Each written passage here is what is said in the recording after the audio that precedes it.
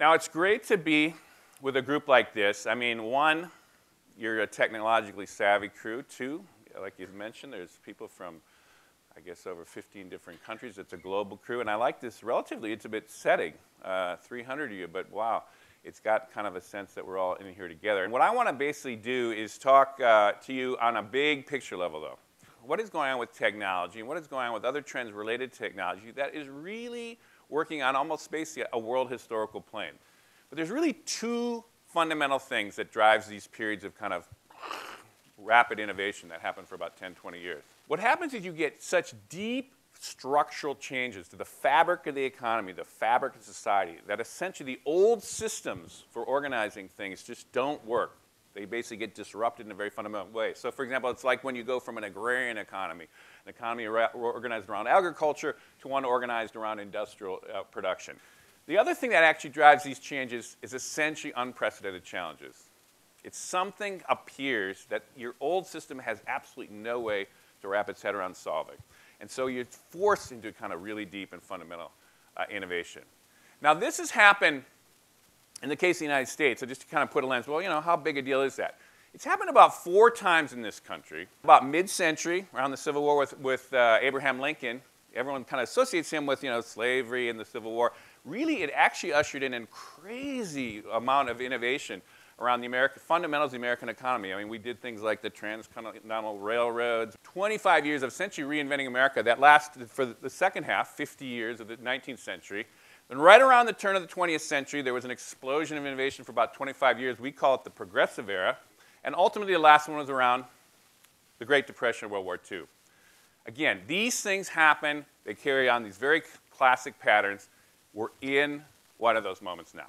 We are watching the most fundamental technology transformation at the very basis of society that you could possibly get. And basically, it distills down to the computerization of everything and the interconnection of everything. That is partly driving, and also some other trends are driving, essentially the global interconnection of everything. We're just in these early stages of trying to sort that out. And the third thing is we are hitting this level of unprecedented challenges, not the least of which is global climate change. But there's all kinds of things, system breakdowns that are working all over the world. It's essentially a system breakdown, and it's basically driven by this very fundamental upheaval that's happening around us. So whether we like it or not, and I like it, we are living through a really amazing moment of transformation in our country and in the world. So what I'm going to basically do today is try to break that story down into 6 manageable kind of levels. We're going to move through a lot of material here. One, we're going to go back to some of the basics. What is really taking place here, and how much room do we have left in this digital revolution? Particularly looking at new media, there's really 3 spaces I want to look ahead on. The mobile space, where it's going, the social space, where it's going, and video. I do want to bring in this energy thing because I think it's a really fundamental thing. Anybody looking ahead has to kind of start to wrap their head around it. And the final thing I'm going to wrap on is just essentially where this, what I call kind of a problem-solving capacity, is essentially going through a big upgrade here. So if you look at the numbers here, internet penetration, this is essentially by region of the world here. This is North America's, actually the highest penetration in 2010. Basically getting close to 80% of the population is fully connected to the internet. I mean, look at the Middle East, 30%, right? Ah, that's interesting. A lot of stuff's going on in the Middle East, right? And look at those numbers are starting to really hit. And the whole world now is about at 30%. Now, these are the numbers in 10 years ago, at the turn of the century, the millennium, those were the numbers. I mean, just remember that. Even in North America, there's only 30% roughly of people were online in 2000. This is essentially an age pyramid. Young people at the bottom there, that's the age. The youngest ages, the oldest ages at the top. They called it a pyramid in the old days because you had a lot more babies, and ultimately you'd have one old guy or old woman at the top, the wise old woman, and everybody died off in good order, except this is how, until the baby boomers essentially came along, because they're not going away. But anyhow, it's not really a pyramid anymore. What I do want to focus on is this crew right there. The millennial generation is bigger than the baby boom. They are as influential, and it'll probably be more transformational, I would argue, than essentially the baby boom generation did. It's a very interesting generation. Now, how does that work globally? I did want to just point out, this is Tahrir Square in Egypt. This is essentially, if you take the United States all Everybody under age 30, which is the bulk of them, are millennials. But if you look at Tunisia, wow, there's a lot of trouble there. That started the whole thing. Ah, well, they had over 50% of them were essentially under 30. Oh, Libya's got problems, right? Ah, 61% under 30. Hey, Yemen's got a lot of problems, right? Boom. Almost 75% of people are under 30 there. Demographics, technology, combine them, boom. Young people do not give a rip about tradition. They don't think about the past. So let's just take, these are numbers from Goldman Sachs, not Pete Leyden here. This is up to 2050. Now, this is essentially projected American GDP growth. That's China. That's India on a slightly stutter step behind, but it's ultimately catching the same upward trends by mid-century. That's Japan, that last one, and that's Germany. So the two powerhouses of the 20th century, beyond the United States, Germany, Japan, basically irrelevant in terms of the real drivers of the global economy. Now, this brings up the energy piece.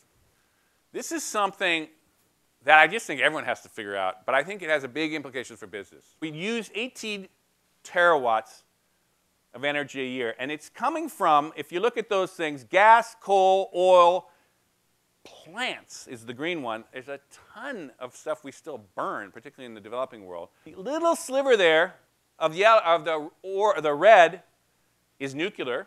So this is what we have to have shifting. There has to be some mix where nuclear has to certainly has to expand. That's controversial to some people. But also these other mixes, you're going to have to figure out wind, geothermal, solar, and there will be, like I say, a substantial amount still of carbon. But essentially, it's a huge build-out. I think we're going to see a paradigm shift in problem solving, how we actually solve problems.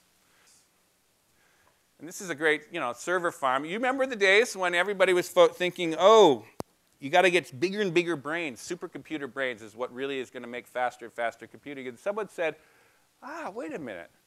What if you essentially broke a problem down, distributed it amongst smaller kind of little brains, more cost-efficient computers for that matter, and then reassembled the answers, and boom, maybe that would actually be a scalable way to actually get a more powerful kind of brain work, and then essentially a very expensive supercomputer.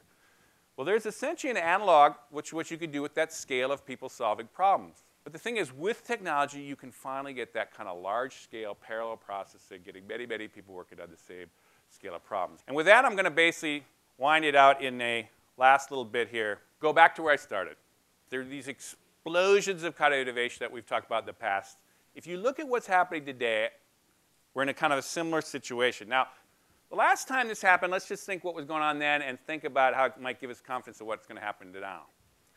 The last time you saw it, you had a similar situation where you said the world was up against these really intractable problems. Nuclear war was essentially their climate change issue, which at the time, if you remember, was just as daunting and just as kind of perplexing to them.